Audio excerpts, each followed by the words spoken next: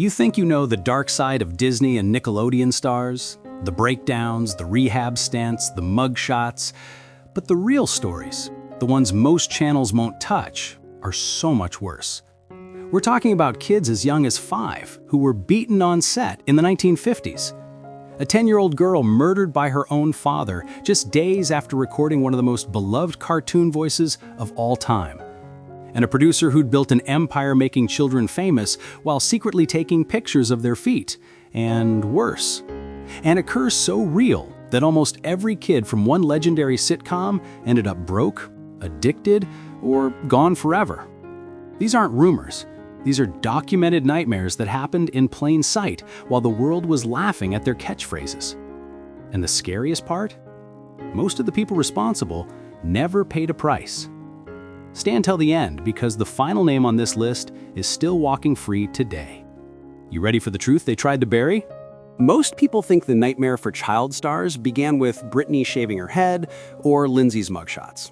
The truth is, it started half a century earlier on a black and white sitcom set where America fell in love with a cute blonde kid named Dennis the Menace. Jane North was only 6 when he beat out thousands of other children for the role in 1959. He actually begged his mom to let him audition because he thought acting looked fun. His mother, a single parent, refused to quit her day job and never touched a cent of his salary. Sounds wholesome so far, right? Here's where the fairy tale ends. On set, Jay's aunt and uncle were appointed as legal guardians because his mom couldn't be there every day. The aunt, Marie Hopper, decided perfection was the only option. If Jay flubbed a line and the crew had to reset lights and cameras, she'd drag him into his dressing room and beat him with a belt until he stopped crying and got it right. Crew members later said they could hear the hits through the thin walls, but were too scared to intervene. To make him look exactly like the comic strip character, the studio dyed his naturally brown hair platinum blonde every 2 weeks. The chemicals burned his scalp so badly that he screamed during every appointment. When Dennis the Menace ended after 4 seasons, Jay was 12 and already broken. He tried teenage roles, but directors kept saying he had dead eyes. Years later in therapy, he was diagnosed with severe post-traumatic stress, depression, and panic attacks that still hit him today. He eventually left Hollywood completely, became a correctional officer in Florida, and says the only reason he's alive is because he got out before the real money and real predators showed up. But Jay's story was only the first domino. By the 1970s, the next kid on the list would be smoking weed in a rock star's dressing room at age 11. If you grew up in the 70s, you remember the bright yellow bus and those catchy songs you couldn't get out of your head. The Partridge Family looked like the happiest, cleanest family on television. But for the little red-headed kid playing Danny Bonaduce, the reality was the exact opposite. Danny was born in 1959 to a Hollywood writer father who beat him so badly that by age 5, he already knew how to hide bruises for school pictures. When he landed the Partridge role at 10, he thought fame would save him. Instead, it just gave adults new ways to hurt him. On set, Danny says David Cassidy, the show's teen idol, was actually one of the few people who tried to protect him. One day, Cassidy walked into his dressing room and found 11-year-old Danny taking hits off a joint with some of Cassidy's older musician friends. Cassidy threw everyone out and told Danny never to come back unless he was sober. But the damage was already rolling. Danny started stealing pills from the studio medic, graduated to cocaine by 13, and was shooting up before most kids get their driver's license. After the show ended, the phone stopped ringing. By the 90s, he was living in his car behind the Chinese theater, trading autographs for crack. In 1990, he was arrested for beating up a trans sex worker while high. In 1991, he tried to buy cocaine from an undercover cop in Florida and ended up on the news in handcuffs. Somehow, Danny clawed his way back. He got sober, became a radio host, and now speaks openly about his past to warn parents. But in 2022, he revealed a new nightmare, a mystery illness that left him unable to walk or speak clearly for months. Doctors still don't know the exact cause, but Danny says the decades of abuse, chemical and physical, finally caught up. He's one of the lucky ones. He lived. The very next show we're about to talk about All three of its child stars weren't so fortunate. In fact, people started calling it the curse for a reason, and it's one of the darkest in television history. "What you talking about, Willis?" became the most famous catchphrase of the 1980s. Millions of families laughed every week at the adorable Arnold Jackson, played by tiny Gary Coleman. What nobody saw was that, behind the scenes, all three child stars were already on a collision course with disaster. Gary Coleman was only 10 when Diff'rent Strokes premiered in 1978, but he was already sick. A congenital kidney disease stunted his growth and forced him into dialysis and 2 transplants before he was 16. The studio made him work 12-hour days right after major surgeries because the show was making the millions. At its peak, he earned $100,000 per episode, more than most adult actors. By the time the money was gone, his parents and business manager had blown it on houses, cars, and bad investments. When Gary sued them at 17, the judge awarded him $1.3 million, but after legal fees, he walked away with almost nothing. He spent his 20s working as a security guard, getting mocked for his famous line. In 2010, at age 42, he fell at home, hit his head, and never woke up. Todd Bridges played Willis, the cool older brother. When the series ended in 1986, he was 18 and unemployable. Within months, he was smoking crack with a gang-affiliated dealer. He was arrested multiple times, once for shooting a drug dealer during an argument. He beat the attempted murder charge, but spent years in and out of prison.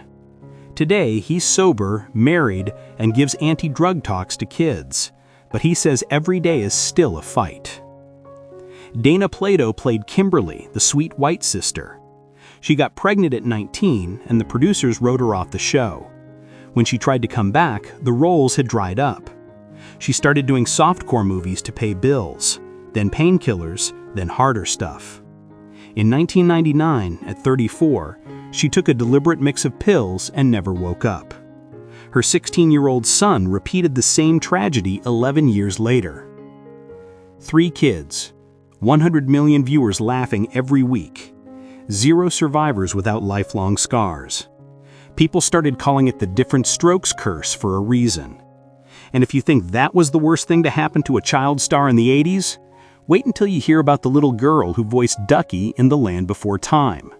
She recorded "Yip, yip, yip" just weeks before her father put a bullet in her head. In 1988, kids around the world fell in love with a gentle little dinosaur who said yup, yup, yup.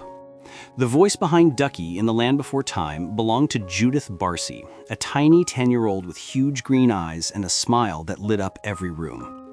She'd already been in over 70 commercials, Jaws the Revenge, and shows like Growing Pains and Cheers. Hollywood called her the next big thing. Her father called her something much darker. Judith Barsi was a Hungarian immigrant and a violent alcoholic who hated that his daughter was becoming the breadwinner. As Judith's paychecks grew, so did his rage. He would pin her against walls and scream that if she ever tried to leave him, he would cut her throat and then do the same to her mother. One time, he held a knife to Judith's neck while she cried and begged him to stop. Neighbors called the police multiple times, but Joseph always talked his way out of it. Judith's mother, Maria, tried to protect her. She took Judith to a child psychologist in early 1988. The doctor reported clear signs of severe abuse, but Child Protective Services never removed Judith from the home. Judith started pulling out her own eyelashes and whiskers from her cat because of the stress. She told friends at school that her father was going to kill her. On July 25, 1988, Judith came home from a morning audition singing happily. She had just booked a new cartoon and was excited about buying her mom a house someday. That afternoon, Joseph shot her once in the head while she slept on the hallway floor. He shot her mother Maria in the bedroom. He poured gasoline over their bodies, waited 2 days, then set the house on fire before shooting himself in the garage. Judith was 10 years old. Ducky's movie came out 4 months later and made over $80 million. Judith's gravestone reads, "Yup, yup, yup, our concrete angel." Her story got a few news cycles, then Hollywood quietly moved on. But the pattern was already repeating itself in the next generation of child stars. By the early 2000s, television had learned exactly nothing. Two of the biggest family comedies ever made, Malcolm in the Middle and 2.5 Men, put brand new child stars in the spotlight and watched them break in real time. Frankie Muniz was only 11 when he started playing Malcolm, the genius kid in a dysfunctional family. The show ran 7 seasons and made him one of the highest paid teens on the planet. Then, starting around 2012, the concussions began. 9 of them in less than 2 years, mostly from playing extreme sports to escape the pressure. Doctors later discovered he'd been having dozens of mini strokes and transient ischemic attacks. In 2024 interviews, Frankie admitted that entire years of his childhood are just gone. He can watch old episodes of Malcolm in the Middle and feel like he's looking at a stranger. He says he doesn't remember filming most of season 4, 5, and 6 at all. Today, at 39, he still gets aura migraines that leave him temporarily blind in one eye, and he quietly races cars for a living because it's the only thing that makes him feel in control. Across the dial, Angus T. Jones was 9 when he started playing Jake on 2.5 Men. For 10 seasons, America watched him grow from a cute kid into a teenager, while the scripts got raunchier every year. By season 9, his character was smoking weed on screen and sleeping with older women for laughs. Angus, a devout Christian by then, snapped. In a viral 2012 video, he called the show filth and begged people to stop watching. The producers wrote him out, paid him millions to disappear, and he did. He went to college, joined a Seventh-day Adventist church, and refused to even look at old clips of himself. In 2024, he quietly returned to acting in small faith-based projects, but he still says watching Jake on screen feels like watching someone else ruin his life. 2 boys, 2 monster hits, 2 lives quietly shattered long after the laugh track stopped. And while sitcom sets were quietly destroying kids one episode at a time, Disney and Nickelodeon were building entire empires on the next wave of child stars, starting with a mouse-eared variety show that looked innocent and produced some of the biggest names on the planet. In 1993, Disney revived the all-new Mickey Mouse Club and accidentally created the most of the 2000s pop charts in one casting call. Britney Spears, Christina Aguilera, Justin Timberlake, Ryan Gosling, Kerry Russell, and J.C. Chasez all shared the same stage at ages 11 to 14.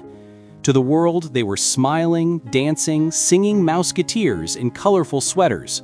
Behind the curtain, many of them were already carrying wounds that would last a lifetime. Britney's father, Jamie, was an alcoholic who terrorized the family. By the time she was headlining world tours at 16, he was already controlling every dollar and every decision. In 2008, after the infamous head-shaving meltdown, a judge handed him total legal power over her life through a conservatorship that lasted 13 years. She was forced to perform Vegas residencies against her will, had an IUD she couldn't remove, and was medicated with lithium whenever she objected. Only in late 2021, after the #FreeBritney movement finally broke through, did the courts set her free.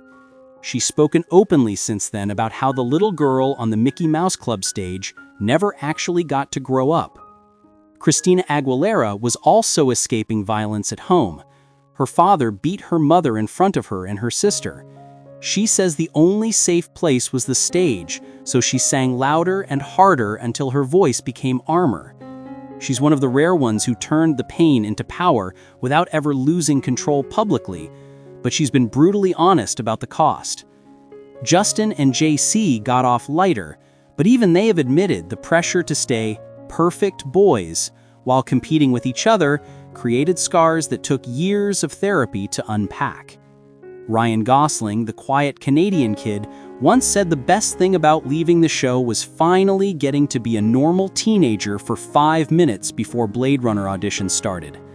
That one season of Mickey Mouse Club Kids produced 2 of the biggest conservatorship battles in history, multiple rehab stays, and enough childhood trauma to fill a dozen memoirs. And Disney was just getting started, because the next wave of Mouseketeers wouldn't just crack under pressure, Some of them would almost lose their lives trying to escape it. By the mid-2000s, Disney Channel had perfected the formula. Take a cute kid, give them a hit show, a record deal, a clothing line, and a purity ring. Then watch the explosion. Miley Cyrus was 15 when Hannah Montana became the biggest thing on the planet. In 2009, she told the world drugs were for losers. Behind the scenes, she was already smoking weed to sleep and popping whatever pills touring musicians handed her backstage. When the show ended in 2011, she went full wrecking ball. Molly at clubs, cocaine in bathrooms, and a very public declaration that the song We Can't Stop was literally about doing ecstasy. She's sober today and laughs about the phase, but she's also brutally honest. Disney forced her to play two people at once until she didn't know which one was real. Demi Lovato was 12 when she joined the Disney family with Camp Rock and Sonny with a Chance. By 17, she was punching backup dancers, snorting cocaine on planes, and throwing up after every meal. In 2018, the years of mixing alcohol, cocaine, and heroin finally caught up. She OD'd so hard she had 3 strokes, a heart attack, and woke up legally blind for weeks. She's been in and out of treatment ever since, and her 2021 docuseries showed the world exactly how Disney's no bad publicity machine kept pushing her on stage while she was falling apart. Zac Efron shot to heartthrob status with High School Musical, then spent the next decade trying to prove he was more than a pretty face. The pressure gave him crippling insomnia and anxiety. He started abusing pills and alcohol, ended up in rehab twice, and in 2013 shattered his jaw in a mysterious home accident that some insiders say was substance-related. He got sober in 2014 and now says the happiest day of his life was when Disney finally stopped owning his image. Selena Gomez was the last big princess of that era with Wizards of Waverly Place. Lupus, a kidney transplant, bipolar diagnosis, and a toxic on-again, off-again relationship with Justin Bieber sent her spiraling into heavy drinking and prescription meds. In 2018, she had a full psychotic episode and spent months in psychiatric care.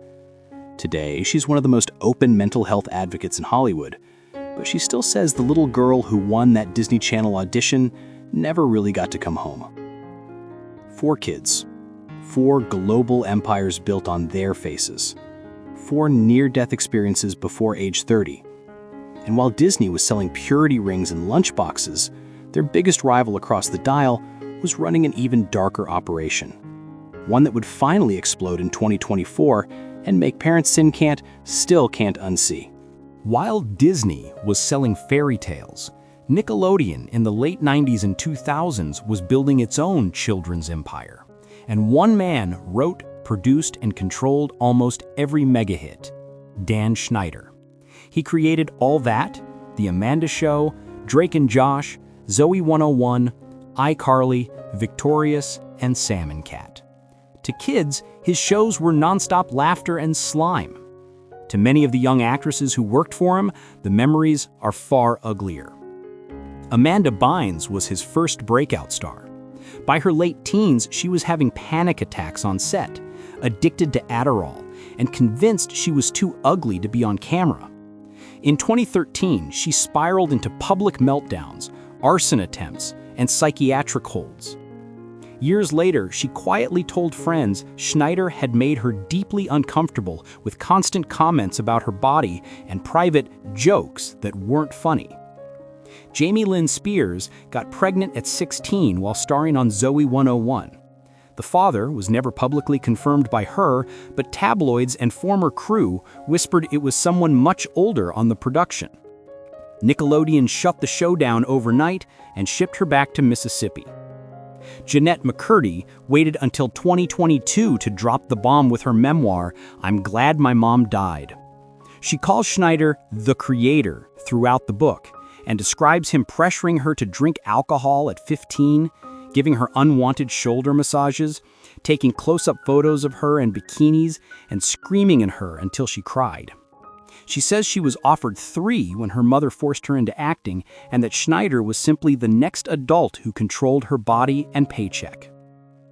Ariana Grande, Victoria Justice, Miranda Cosgrove, and dozens of background kids have never sued, but almost every interview since 2018 contains the same awkward pause when Schneider's name comes up. The strangest recurring theme? Feet. Hundreds of long, lingering close-ups of young actresses' bare feet in Schneider shows. A running gag where characters get slimed or pie-faced on their feet. Former writers say Schneider personally directed those shots and kept a private collection. In March 2018, Nickelodeon quietly cut ties with him after an internal investigation into multiple complaints of abusive behavior. No criminal charges were ever filed. He walked away with a payout rumored to be over $7 million and has lived quietly ever since. Then, in 2024, the documentary series Quiet on Set aired on Investigation Discovery. Dozens of former child actors and crew finally spoke on camera. New allegations surfaced: screaming fits, gender discrimination in the writer's room, and at least 2 instances where staff say they witnessed Schneider with his hands on underage actresses in ways that made everyone freeze. Nickelodeon issued a statement saying they regret what happened and now investigate all complaints. Schneider released a 20-minute video claiming everything was blown out of proportion and that he was simply a perfectionist. He still faces no charges, he still lives in a gated mansion, and parents who grew up watching those shows now refuse to let their own kids stream them. Look at every name we just went through. Jay North, beaten in 1959. Judith Barsi, murdered in 1988. Gary, Dana, and Todd, cursed in the 80s. Frankie, forgetting his own childhood. Britney, locked in a conservatorship at 30. Demi, flatlining at 25. Jennette, writing a book called I'm Glad My Mom Died. And Dan Schneider, still sleeping peacefully in his mansion tonight. The names change, the decades change, the networks change, but the pattern stays exactly the same. A kid smiles for the camera, the adults around them make millions. The kid pays the bill for the rest of their life. Some get out, like Todd Bridges and Selena. Some don't come back, like Judith and Dana. And almost none of the grown-ups who profited, the parents who spent the money, the managers who stole it, the producers who looked the other way, ever face a single consequence. So next time you're scrolling and see a cute 10-year-old blowing up on TikTok or starring in the newest Netflix hit, ask yourself, who's really getting rich off that smile? And who's going to be telling the real story 20 years from now? If this video made you look at those old shows differently, do me a favor, hit the like button, drop a comment with the story that shocked you the most, and share this with one person who still thinks child stardom is all Disneyland trips and puppy interviews. They need to hear the truth too. Thanks for watching Retro Celeb Talk all the way to the end. Subscribe and turn on notifications because next week we're exposing something even darker. See you there, and stay safe out there.